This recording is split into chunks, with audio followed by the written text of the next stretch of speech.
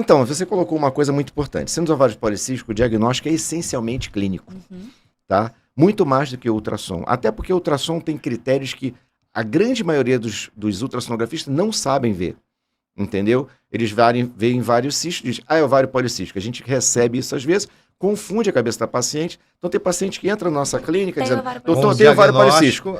Por quê? Quem deu o diagnóstico? É o ultrassonografista. O ultrassonografista não tem que dar diagnóstico, né? Ele tem que ver a imagem, dar o relato para nós clínicos, avaliarmos ali a imagem dele, que é um complemento da nossa clínica, né? Então, a gente sempre vai bater nisso aqui, eu sempre vou bater nisso, né? Que a clínica é soberana, a clínica é muito importante, sim, o ovário policístico tem clínica.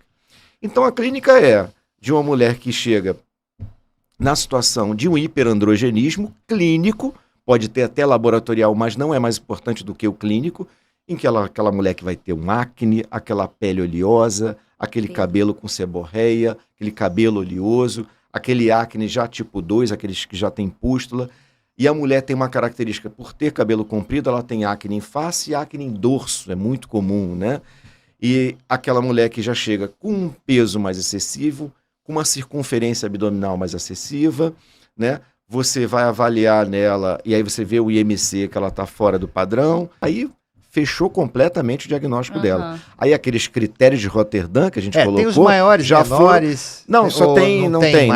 Saiu É. tudo no critério de 2003 publicado e revisado de 2006, eles acabaram com primários, secundários, maiores, menores, só colocaram os 3. E os 3 critérios, até me adiantando, é a situação da menstruação irregular, é a situação do hiperandrogenismo, que pode ser clínico ou laboratorial, ou os dois. Mais importante é o clínico. Mais importante é o clínico, né? Porque o laboratorial é muito falseado e é mal visto, e alguns laboratórios não estão preparados para dosar os androgênios em mulheres. E o terceiro, que é a ultrassonografia, né? A imagem ultrassonográfica, que tem que seguir critérios específicos para isso. Isso foi minha tese de mestrado, inclusive, né? Que eu fiz Doppler nessas mulheres de ultrassonografia com característica ovário policístico, e tem critérios próprios da ultrassonografia. Então, os 3 critérios de Roterdã são a menorreia ou oligomenorreia, quer dizer, irregularidade menstrual, o hiperandrogenismo clínico ou laboratorial. Basta ter 2 desse que... E a ultrassonografia. 2 dos 3 eu fechei o diagnóstico. A única diferença que tem nesse critério é em pacientes adolescentes virgem, em que eu não posso fazer ultrassonografia transvaginal, que é um padrão ouro para ver ovário, em que eu faço pélvico, aí eu posso só com 2 critérios eu já tá fechando o síndrome do ovário policístico. E aí dentro que você me perguntou, hoje, aí se criaram uma complicação disso que se chama os fenótipos da SOP. Aí criaram 4 fenótipos da SOP. E aí tem os fenótipos em que a paciente tem tudo isso, tem a oligomenorreia, menorreia, tem hiperandrogenismo clínico e laboratorial, e tem também os ovários policísticos. Essa é paciente de fenótipo A ou B, que são o pior fenótipo da SOP. São as de maiores risco cardiovascular lá no final. E tem as pacientes que estão menstruando regularmente, tem uma imagem de ovário policístico e um hirsutismo leve. Ou aquela paciente que até não está menstruando, mas não tem nada na ultrassonografia e tem um hiperandrogenismo ali também leve. Então, essas pacientes que não têm as 3 características têm uma situação de uma SOP mais branda, uma SOP de melhor prognóstico. E essas que têm os 3 é a SOP de pior prognóstico. Mas qualquer Então, o anticoncepcional ainda é um clássico, como eu já citei aqui, da preocupação metabólica de usar o estrogênio ou não. Tem a drospirinona isolado, tem 2 produtos no mercado, que é uma situação de um anticoncepcional também, controle de ciclo. Tem a situação da fertilidade, que vai fazer tratamento de fertilidade. Até o Zé colocou aqui uma coisa que a gente fazia antigamente, que era a ressecção em cunha. Hoje em dia, obviamente, é condenado, porque era uma cirurgia laparotômica aberta e tal. Aí depois veio a laparoscopia com os drillings, né? Os drilling ovariano. Parece que estava voltando, né? Hoje em dia tem um grupo em São Paulo que faz bastante, que é o grupo do Gero, né? Eles fazem, eles chegam até a fazer por cudoscopia, entendeu? E fazem ainda, mas o resultado em termos de fertilidade é bom, né? Mas ainda tem grupos que fazem, né? Que é queimar os ovários lá, vai lá com...